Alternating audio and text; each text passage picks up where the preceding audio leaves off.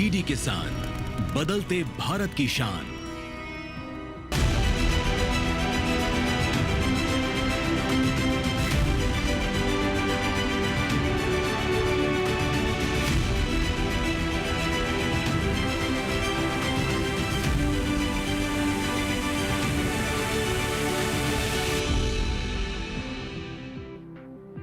नमस्कार, दूरदर्शन किसान में आपका स्वागत है। मैं हूं सुरेश मनचंदा और आप देख रहे हैं अपना कमोडिटी एक्सपर्ट। हर हफ्ते की तरह इस हफ्ते भी हम खास कमोडिटी लेकर के आपके पास आए हैं। इस बार हमारे पास आपके लिए है धनिया। जी, इस हफ्ते हम बात करेंगे धनिया पर, धनिया के एक्सपोर्ट पर, धनिया के बाजार पर और धनिया के भविष्य पर। ये सब हम जानेंगे और हमारे साथ इस समय पर स्टूडियो में दो खास मेहमान मौजूद हैं। हमारे साथ इस समय पर स्टूडियो में मौजूद हैं डॉक्टर भागीरथी चौधरी जी। आप बताएंगे कि इस समय पर अंतर्राष्ट्रीय बाजारों में किस तरह से काले बादल मसाला इंडस्ट्री पर है। साथ ही हमारा इसमें साथ दे रहे हैं अंकित सावला साहब, जो आपको बताएंगे कि इस समय पर निर्यात के आंकड़े क्या कहते हैं। आप दोनों ही खास मेहमानों का स्वागत है। शुरुआत डॉक्टर साहब आपसे, चूंकि मसाला इंडस्ट्री बड़ी तेजी के साथ ग्रो कर रही थी, मैं आंकड़े पढ़ रहा था और देख रहा था, लगभग सभी मसाले इस समय पर पिछले 5 साल का अगर मैं ट्रेंड देखूं तो 2 गुना 5 साल के अंदर में ग्रोथ ले चुके हैं। एक्सपोर्ट जबरदस्त हुआ है, वैल्यू वाइज भी इंक्रीमेंटल आया है। पिछले 10 साल का अगर मैं इसका कंपैरिजन करता हूं तो तकरीबन 3 गुना एक्सपोर्ट जो है वो बढ़ा है। अब दिक्कत कहां आ रही है? दिक्कत यह आ रही है कि इसी साल से यानी 2024 की शुरुआती दौर से हमने ये देखा है कि मसाला की जो इंडस्ट्री है उस पे संकट के जो बादल हैं वो मंडराने लगे हैं और खास तौर के ऊपर पे पेस्टिसाइड। अब इसको लेकर के आप क्या कहेंगे? नमस्कार। सबसे पहले तो मैं डीडी किसान के जितने भी दर्शक हैं, जो मेरे प्यारे किसान भाई, व्यापारी और उपभोक्ता, जिनके लिए मसाला बहुत ही इम्पोर्टेंट कमोडिटी है, मैं आपका डीडी किसान में हार्दिक अभिनंदन और स्वागत करता हूं। भारत ने पिछले 1 वर्ष में मसाला के निर्यात के अंदर रिकॉर्ड स्थापित किया। हमारा मसाला का जो एक्सपोर्ट है पूरे मसाला इंडस्ट्री का, वो आज 37,000 करोड़ के पार हो चुका है। हम तकरीबन 15.5 लाख मेट्रिक टन का मसाला हमारे देश से निर्यात कर रहे हैं। हमारे किसानों ने अंतर्राष्ट्रीय मार्केट में मसाला की जो क्वालिटी है, जो गुणवत्ता होनी चाहिए, उसके ऊपर उत्पादन करने के लिए किसान सकारात्मक तरीके से उत्पादन करने की दिशा में कार्य भी कर रहे हैं। अभी पिछले कुछ समय से, कुछ महीनों से मसाला उद्योग के अंदर और किसानों के ऊपर जो ये कीटनाशक की जो अंश मसालों में मिलने की कुछ बातें आई है, मैं हमारे सारे उपभोक्ताओं को ये बताना चाहता हूँ कि ये जो समस्या ETO, इथिलीन ऑक्साइड की जो समस्या आई है, इसको बहुत बड़े स्तर के ऊपर कीटनाशकों से लिंक कर दिया गया है और हमारे अंदर ये एक भ्रम फैलाया जा रहा है कि किसान जो उत्पाद कर रहे हैं उसमें कीटनाशक की जो अंश है बहुत बड़ी क्वांटिटी में ऐसा देखने को मिल रहा है। मैं आपको ये कहना चाहता हूं कि जो ETO का इश्यू है, ये यूरोपियन यूनियन ने पिछले 2 सालों से कुछ नए नॉर्म्स निकाले हैं, जहां पे इथिलीन ऑक्साइड, जिसका मुख्यतः उपयोग मसाला की प्रोसेसिंग में किया जाता है, प्रोसेसिंग इंडस्ट्री के माध्यम से, जब किसान के हाथ से मसाला निकल के इंडस्ट्री में जाता है तो उसको फ्यूमिगेंट के माध्यम से ETO का उपयोग किया जाता है, ताकि उसमें जितने भी जो माइक्रोबियल कंटामिनेशन हैं, जैसे साल्मोनेला हो गए, इनको आप कैसे ख़त्म करें। क्योंकि अगर साल्मोनेला, ई कोलाई जैसे माइक्रोबियल कंटामिनेंट अगर इंटरनेशनल मार्केट में चले गए तो हमारी इंडिया की जो साख है वो ख़राब हो सकती है। अंकित जी, मेरा आपसे सवाल है, सीधा मैं निर्यात से रिलेटेड, एक्सपोर्ट से रिलेटेड आपसे बात करूंगा। 2019-20 में हमारा जो एक्सपोर्ट था वो था 47,000 मीट्रिक टन के आसपास का, जो कि लास्ट ईयर की जो फिगर्स आई वो 1,08,000 मीट्रिक टन की आई, यानी कि 50% से भी ज़्यादा की ग्रोथ, 100% से ज़्यादा की ग्रोथ यहाँ पर हमने देखी। 100% से ज़्यादा की ग्रोथ जहाँ पर आपके पास में आ रही है धनिया के अंदर में, वहाँ डोमेस्टिक मार्केट के अंदर में प्राइस के अंदर में वो मूवमेंट हमने नहीं देखी। प्राइस लगभग स्टेबल रहा। जबकि अदर कमोडिटीज की अगर मैं बात करता हूं मसालों के अंदर ही, उसमें एक्सपोर्ट के अंदर में वो जंप नहीं आए, लेकिन उसके बीच में प्राइसेस के अंदर में बहुत बड़ा जबरदस्त जंप देखने को मिला। क्या ऐसी वजह रही जिसकी वजह से धनिया के जो प्राइसेस थे वो बिल्कुल स्टेबल रहे, उसके अंदर में बहुत ज्यादा करंट देखने को नहीं मिला? इसके पीछे की आप खास वजह क्या मानते हो? सर्वप्रथम मैं सभी दर्शकों का हार्दिक अभिनंदन करता हूं और धन्यवाद देता हूं डीडी किसान का कि मुझे ये अवसर प्रदान किया गया जी। और फिलहाल आपके सवाल का जवाब मैं ये देना चाहूँगा सर कि 2019-20 से लेके और 2023-24 तक आप जो सिग्निफिकेंट ग्रोथ धनिया के एक्सपोर्ट में देख रहे हैं, उसका सबसे बड़ा कारण जो रहा है वो लास्ट ईयर प्राइजेस का गिरना था। हाँ। आज के समय में उपभोक्ता या कंज्यूमर जहाँ कहीं भी है दुनिया के जिस भी कोने में, वो किसी भी प्रोडक्ट का नोशनल वैल्यू जानता है। अब लास्ट ईयर जब प्राइस का सडन फॉल हुआ 2022-23 में, जहाँ जो एक प्रमुख हमारी किस्म है ईगल ग्रेड, हाँ। उसका व्यापार जहाँ 140-50 रुपये प्रति किलो का हो चुका था, हाँ। वो प्राइस सीधा गिरकर 80 से 85 रुपये किलो लास्ट ईयर हो गया। ठीक है। वो प्राइजेज इतना अट्रैक्टिव था कि वर्ल्ड वाइड उसने बायर को अट्रैक्ट किया। तो इस वजह से जो एक्सपोर्ट्स के फिगर ने एक्सपोनेंशियल ग्रोथ लिया लास्ट ईयर, उसका एक बड़ा वजह प्राइजेस था। ठीक है। दूसरा आपका सवाल था कि डोमेस्टिक मार्केट में भी इतनी बड़ी कंजम्पशन के बावजूद भी एक फ्लैट मार्केट क्यों रहा? हाँ।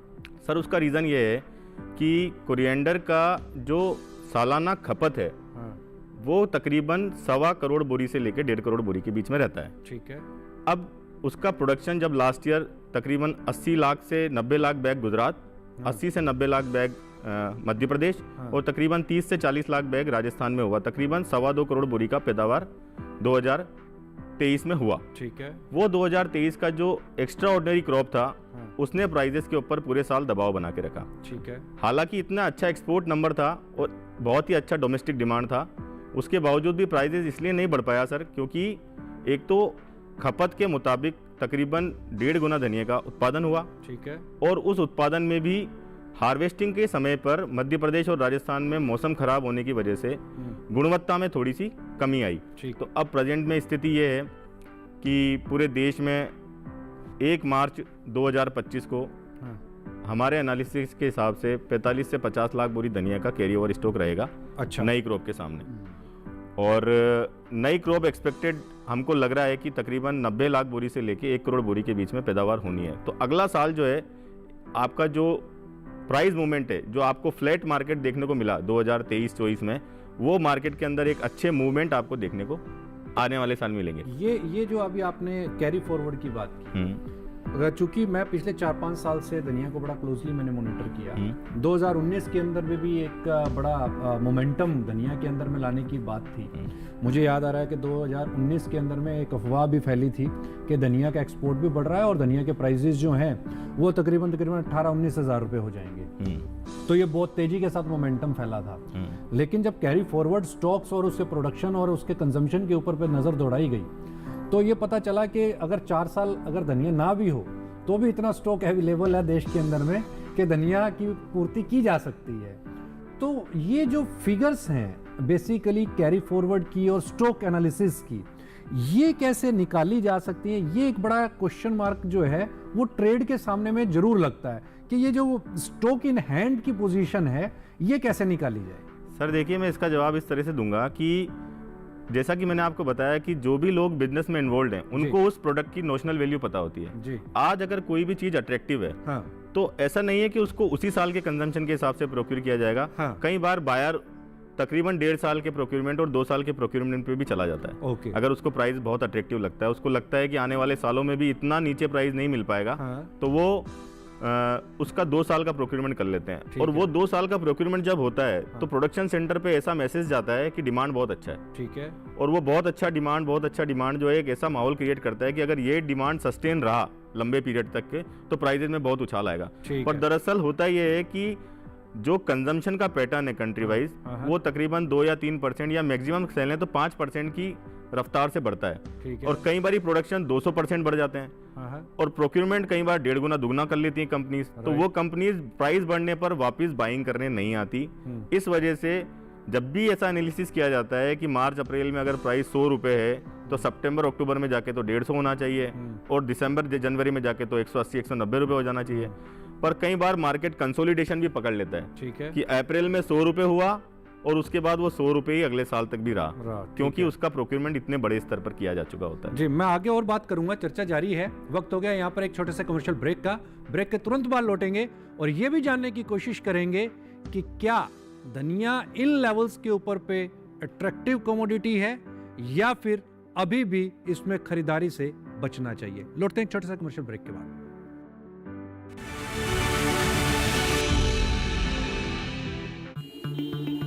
Sir 50,000 advance. पर इतना कैश तो हम नहीं लाए। और आज बैंक भी बंद है। इलाज है डिजिटल पेमेंट का आसान सा ढूंढ। लेकिन अरे घबराइए मत, सावधानी के साथ करेंगे तो कोई साइड इफेक्ट भी नहीं होगा।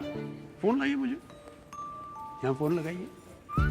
डिजिटल पेमेंट से लेन देन हो सकता है आसान, सुरक्षित और तेज। मैंने तो इन्हें डिजिटल पेमेंट सिखा दिया है, आपने? क्योंकि आरबीआई कहता है कि डिजिटल पेमेंट अपनाओ, औरों को भी सिखाओ।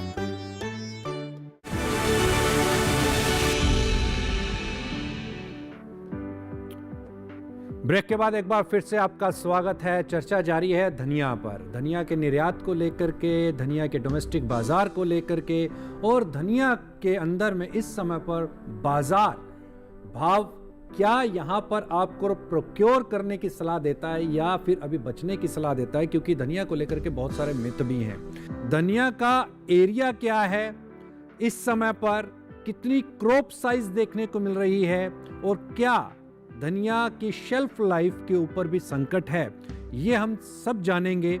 लेकिन उससे पहले आपको दिखाते हैं धनिया पर यह खास रिपोर्ट।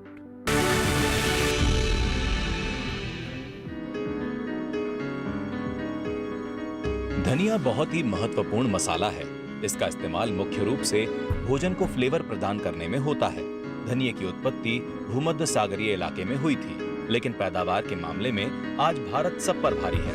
कुल वैश्विक उत्पादन का करीब 65% हिस्सा भारत में पैदा होता है।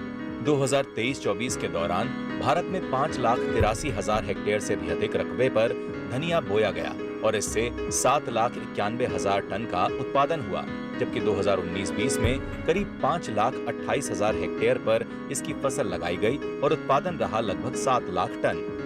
2023-24 के दौरान हमारे देश से 1,08,600 टन धनिया का निर्यात हुआ, जिससे 94,820 लाख रुपए से भी अधिक की कमाई हुई, जबकि 2019-20 में सिर्फ 47,135 टन धनिया का निर्यात किया गया, जिससे भारत ने 39,821 लाख रुपए की विदेशी मुद्रा अर्जित की।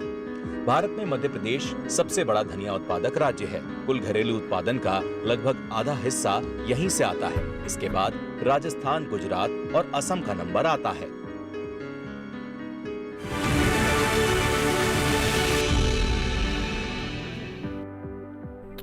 भागीरथी जी, हिंदुस्तान के भी आपने आंकड़े देखे, धनिया बड़ा अच्छा रेवेन्यू जो है वो जनरेट करने का एक सोर्स है।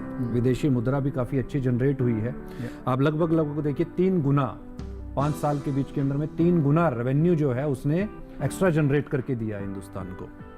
लेकिन उसके बावजूद अब एक छोटा सा संकट जो है वो यहाँ पर मंडराता दिखाई दे रहा है, जिसकी हम बात कर रहे हैं। पेस्टिसाइड को लेकर के इश्यूज हैं। धनिया में ही नहीं, लगभग सभी मसालों के अंदर में ये इश्यूज दिखाई देने लगे हैं। इसको कितना बड़ा थ्रेट आप स्पाइस इंडस्ट्री के लिए देखते हैं, एक चीज। दूसरा, आपको क्या लगता है इस बार का जो प्रोडक्शन है वो कैसा रह सकता है? धनिया के ऊपर मैं अगर बात करूं तो धनिया में हमारे सबसे बड़े कॉम्पिटिटर जो कंट्रीज थे वो Mediterranean countries, Russia, Bulgaria, Sudan, अगर आप नॉर्थ अफ्रीका में देखें, सूडान काफ़ी अच्छा तो ये हमारे बहुत बड़े कॉम्पिटिंग कंट्रीज थे जी। लेकिन ये सब सिचुएशन, सूडान के अंदर आज एक सिविल वॉर की कंडीशन है। रशिया यूक्रेन से हम बहुत अच्छे से वाकिफ हैं आज के दिन। उसमें बहुत सारी मिडिल ईस्ट कंट्रीज भी उसके दायरे में आ रही है जी। तो मुझे लगता है कि कहीं न कहीं इंटरनेशनल जो ये ग्लोबल डेवलपमेंट हो रहे हैं वो इंडिया के लिए एक नई अपॉर्चुनिटीज़ को धनिया के अंदर क्रिएट कर रहे हैं जी इसमें। और ये बिल्कुल आपको पिछले 3-4 साल के ट्रेंड में बिल्कुल सामने देखने को मिल रहा है जी। किसान, हमारे देश के किसान हैं, वो धनिया के अंदर जो इंटरनेशनल नॉर्म के जो धनिया प्रोड्यूस करने चाहिए उसके उत्पादन की तरफ भी अग्रसर हो रहे हैं। ठीक है। इंटरनेशनल नॉर्म्स के जो आप फुलफिल कंडीशन करो उस तरफ भी जा रहे हैं जी। मुझे ऐसे लगता है कि, और मैं व्यापारियों को, किसानों को और सारे उपभोक्ताओं को ये बताना चाहता हूँ कि ये जो ट्रेंड है वो मैं उसमें सर्च मैं देख रहा हूँ आने वाले समय के अंदर। हमारे यहाँ से जितना भी धनिया जो निर्यात हो रहा है वो सब पेस्टिसाइड फ्री या जो लेवल ऑफ क्वांटिफिकेशन है MRL जो इंपोर्टिंग कंट्रीज के मैक्सिमम रेजिड्यू लेवल है उनको कंप्लाई कर रहा है आज के दिन।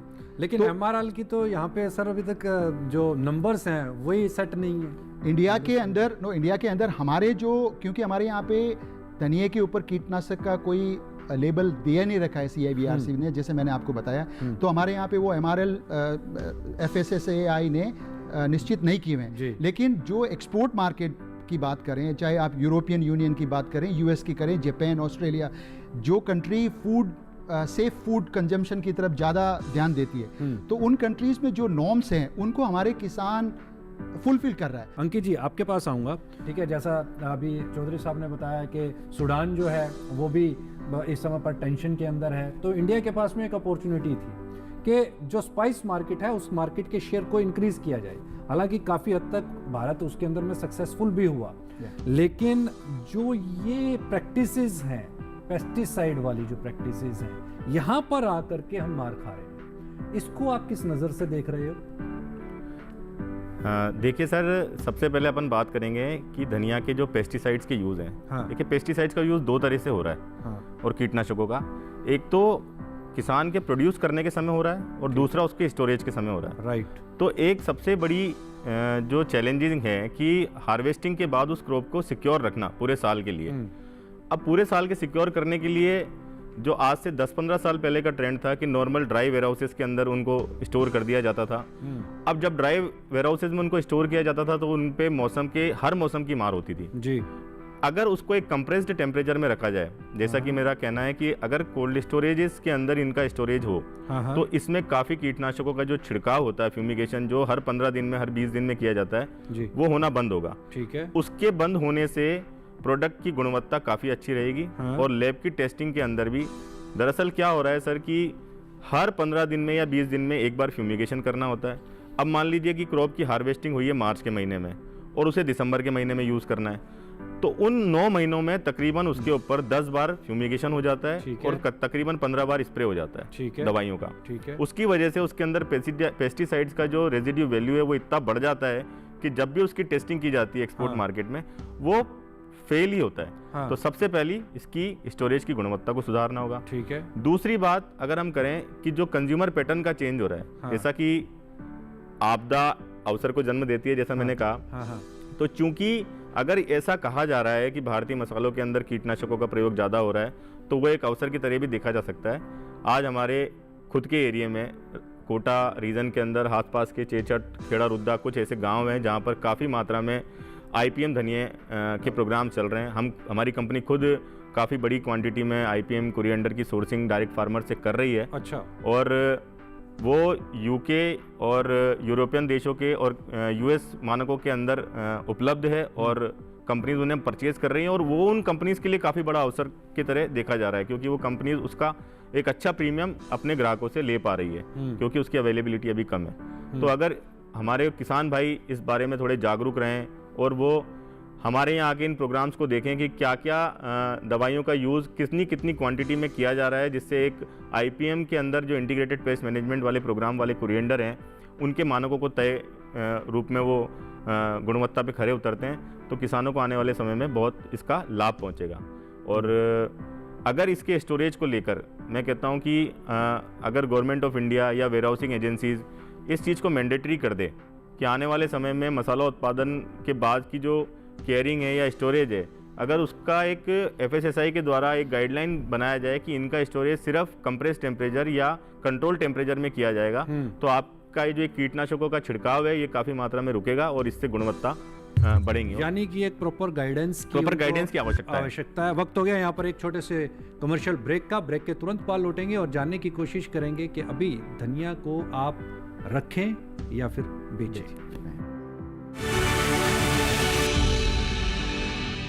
फ्रीडम फाइटर्स की कहानियां दिखाएंगे दूरदर्शन पर हर रविवार सुबह 11 बजे क्रिश, ट्रिश और बाल्टी बॉय।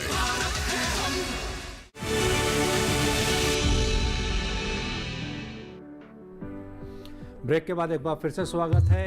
मैं अब रैपिड फायर यहाँ से शुरू करूँगा। जानने की कोशिश करते हैं जल्दी जल्दी के अंदर में रैपिड फायर के साथ में कि धनिया के अंदर में आपको कितना बेनिफिट कैप और कैसे मिल सकता है। चौधरी साहब, मेरा पहला सवाल आपसे, इस साल आप उत्पादन क्या देखते हैं और फसल की इस बार स्थिति आप क्या देखते हैं? देखिए, मुझे ऐसे लगता है कि इस बार धनिया का जो एरिया है वो मुझे लगता है कि लास्ट ईयर का जो हमारा 6.25 लाख हेक्टेयर के आसपास का जो एरिया है उसके आसपास या उससे कम ही रहने वाला है। अंकित जी, क्या लगता है इस बार 10,000 रुपये का आंकड़ा पार होगा या फिर बाजार वही 6,000 रुपये के आसपास आएगा?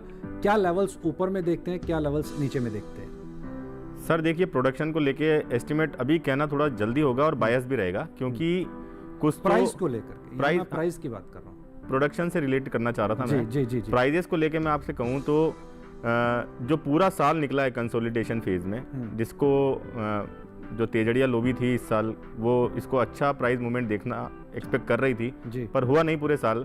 तो उसको मैं एक कंसोलिडेशन फेज बोलता हूँ कि जहाँ पर प्राइजेस सेटल हो रही हैं। अब प्राइजेस ऐसे लेवल पे जाके सेटल हुई हैं कि इसमें नीचे जाने में तो कुछ है नहीं सर। मैक्सिमम डाउन साइड आप 5 रुपीज़ का ले सकते हैं और अपसाइड मूवमेंट इसके अंदर बहुत बड़ा एक स्कोप खुला हुआ है। 5 रुपीज़ का मतलब ये मानो 5,000 रुपये? नहीं सर, मैं आपका कमोडिटी मार्केट से लिंक करना चाहूँगा प्राइस मूवमेंट को, क्योंकि वो एक आसान डिटर्मिनेशन है, क्योंकि इतनी सारी वैरायटीज़ हैं कि आप देखिए आज की डेट में भी कोरिएंडर 65 रुपये से लेके 165 रुपये तक बिक रहा है जी। तो इसलिए प्राइस डिटर्मिनेशन के लिए अगर हम कमोडिटी मार्केट को एक बेंचमार्क रखेंगे तो ज़्यादा आसान होगा समझने के लिए। करंट लेवल 70 to 100 के NCDX पे ट्रेड हो रहे हैं जी।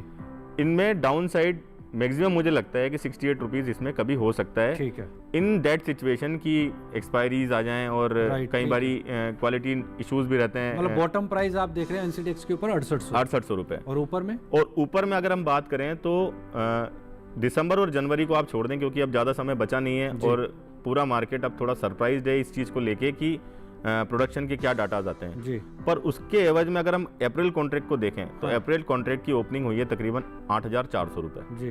8,400 का लेवल एक ऐसा लेवल है जो कि बहुत साल से धनिये का मिड लेवल कहा जा सकता है जी।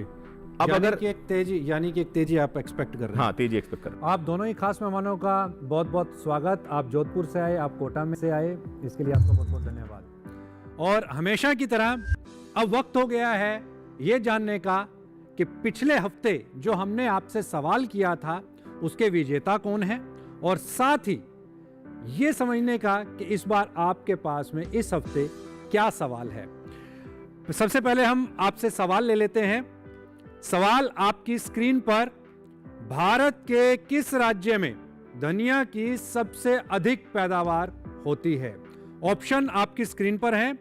ऑप्शन ए है उत्तर प्रदेश, ऑप्शन बी है मध्य प्रदेश, ऑप्शन सी अरुणाचल प्रदेश और ऑप्शन डी हिमाचल प्रदेश।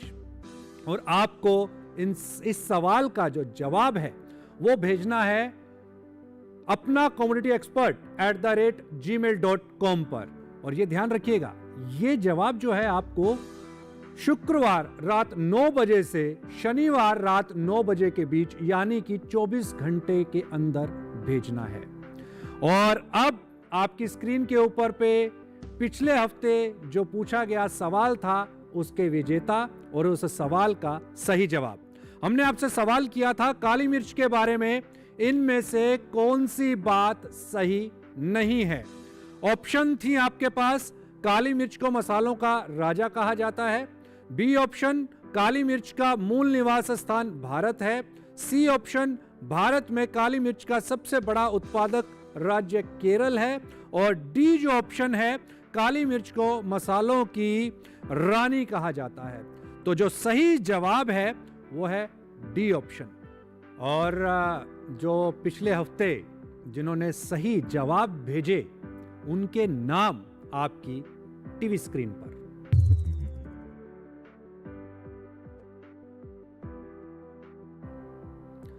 अपने जवाब जो है तुरंत भेजना चालू कर दीजिए, क्योंकि हो सकता है कि लकी विनर अगले हफ्ते जो प्रोग्राम आएगा उसमें आपका नाम अनाउंस हो। तब तक के लिए दीजिए आप इजाज़त, लेकिन कहीं मत जाइए, आप देखते रहिए दूरदर्शन किसान, क्योंकि लगातार खेती से जुड़ी, बाजार से जुड़ी सभी जानकारियां केवल और केवल दूरदर्शन किसान।